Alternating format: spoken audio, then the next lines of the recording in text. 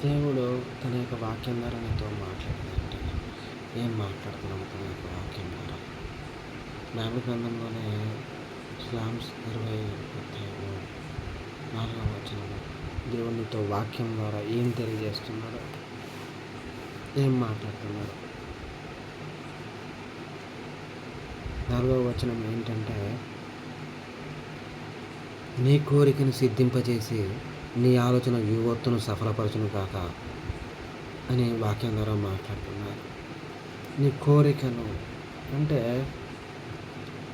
నువ్వు ఆశపడిన దానిని, అంటే నీ కష్టాన్ని కష్టపడి నువ్వు ఏదైనా పని చేస్తున్నప్పుడు ఆ కష్టంకి సమాధానం కోరుతావు కదా. కష్టానికి సమాధానాన్ని ఇస్తాను అని ఆలోచన, కష్టపడతావు కదా, కష్టపడే ఆలోచన ఉంటుంది కదా, ఆ ఆలోచన యువత్తు సఫలపరుస్తాను, సఫలీకృతం చేస్తాను, మీకు రిజల్ట్ ఇస్తాను, జవాబిస్తాను అని చెప్పి వాక్యం ద్వారా మాట్లాడుతున్నారు. కోరికను అంటే ఎవరైనా ఒక పని చేసే ముందు, ఒక ప్లాన్ చేసే ముందు ఆ ప్లాన్లో ఆ యొక్క దాని మీద ఆలోచనతో డబ్బు ఇంత వస్తుంది అనే ఒక ఆలోచనతో, ఒక ప్లాన్తో ఆ పని చేస్తుంటారు. ఆ పని చేసినప్పుడు ఆ డబ్బు వస్తుందని ఆశతో చేస్తుంటారు. ఇక్కడ దేవుడు ఏమంటున్నాడంటే అదే, నీ కోరికను సిద్ధింపచేసి, అంటే నీ కోరిక ఏంటి అంటే నీ ఆశ, ఆ డబ్బు, ఆ పని మీద నీకు డబ్బులు వస్తాయి. ఆ ఆశ, ఆ కోరికను సిద్ధింపజేసి, అంటే దీవించి, ఆ పనిని దీవించి, ఆ కష్టానికి నీకు సమాధానాన్ని ఇచ్చి, డబ్బులు ఇచ్చి,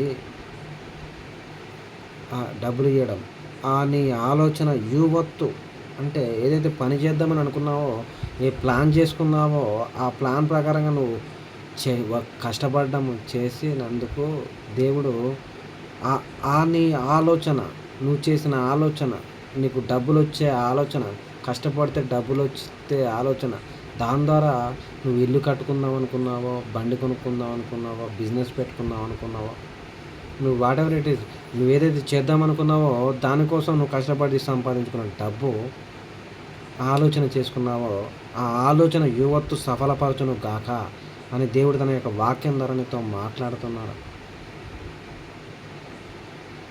నువ్వు చేయబోయే పనిని నేను దీవించుచున్నాను, నీ ఆలోచన మొత్తాన్ని నేను దీవించి ఉన్నాను.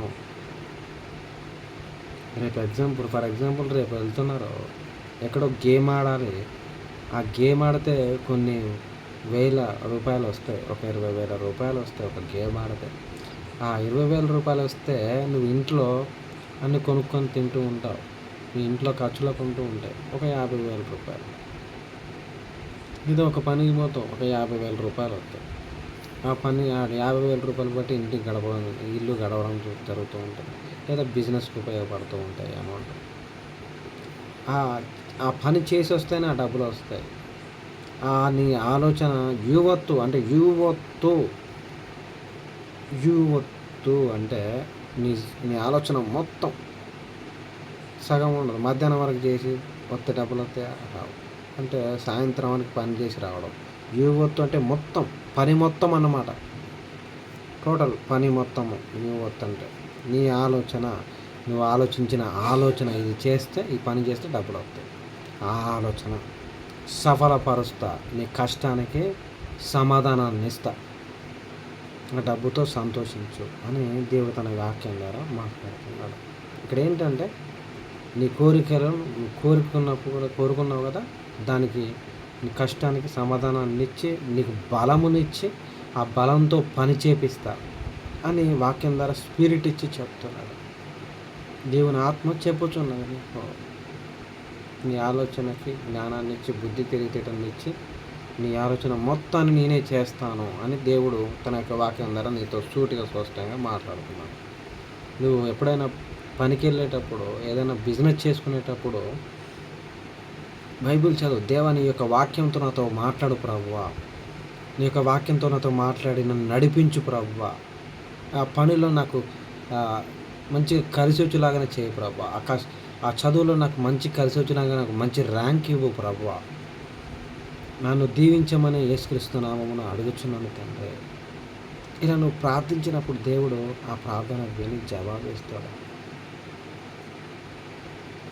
ఈ యొక్క వాక్యం ద్వారా దేవుడు నీతో మాట్లాడాలి. బిజినెస్ గురించి చేయాలనుకున్నావు అనుకో, ఏదైనా జాబ్ చేయాలనుకున్నావు, ఈ యొక్క వాక్యం ద్వారా దేవుడు మాట్లాడాలి.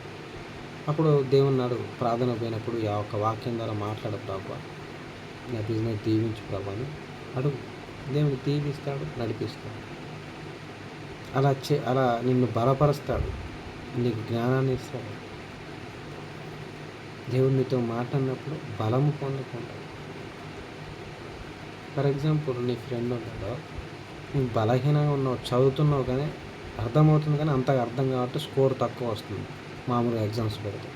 నీ ఫ్రెండ్ బాగా చదువుతున్నాడు, ఏం చెప్తుందంటే చదువు, ఈ విధంగా చదువు, ఈ విధంగా చదివితే మంచి స్కోర్ వస్తుంది. అప్పుడు వాళ్ళు చెప్పినప్పుడు విన్నప్పుడు చదివినప్పుడు మంచి స్కోర్ వచ్చింది. అంటే నువ్వు బలమును, జ్ఞానాన్ని, సంతోషాన్ని పొందుకున్నావు. ఎలా చదవాలో కష్టపడితే తెలిసినప్పుడు, కష్టపడినప్పుడు మంచి మార్క్స్ వచ్చినాయి. నా ఫ్రెండ్కి ఇలానే టీచ్ చేశాను, ఫెయిల్ అయ్యారు. 35 మార్కులు ఏమో వచ్చాయి, 32 31 ఫెయిల్ అయ్యారు. మళ్ళీ టీచ్ చేశాము, జ్ఞానాన్ని ఇచ్చాము. అప్పుడు మార్క్స్ 85 మార్క్స్ వచ్చాయి, 85 82 మార్క్స్ వచ్చాయి, పాస్ అయ్యారు, సంతోషించారు, కష్టపడ్డారు. అక్కడ దేవుడు యువత్తు తన యొక్క ఆలోచనకు సమాధానానికి, కష్టానికి సమాధానం ఇచ్చాడు. మీరు కష్టపడుతున్నప్పుడు దేవుడు సమాధానాన్ని ఇస్తాడని కూడా వాక్యం ద్వారా మాట్లాడుతుంటాడు. మీరు ప్రార్థన చేస్తే చాలు, దేవుడు మీకు వాక్యం ద్వారా మాట్లాడతారు. తన యొక్క చర్చికి వెళ్ళినప్పుడు తన యొక్క వాక్యం ద్వారా మీతో సూటిగా స్పష్టంగా మాట్లాడతారు. మాట్లాడకుండా ఉండరు. మూగవాడు కాదు దేవుడు, యేసుక్రీస్తు మూగవాడు కాదు, మాట్లాడు దేవుడు, మాట్లాడి సమాధానంతో నింపు దేవుడు.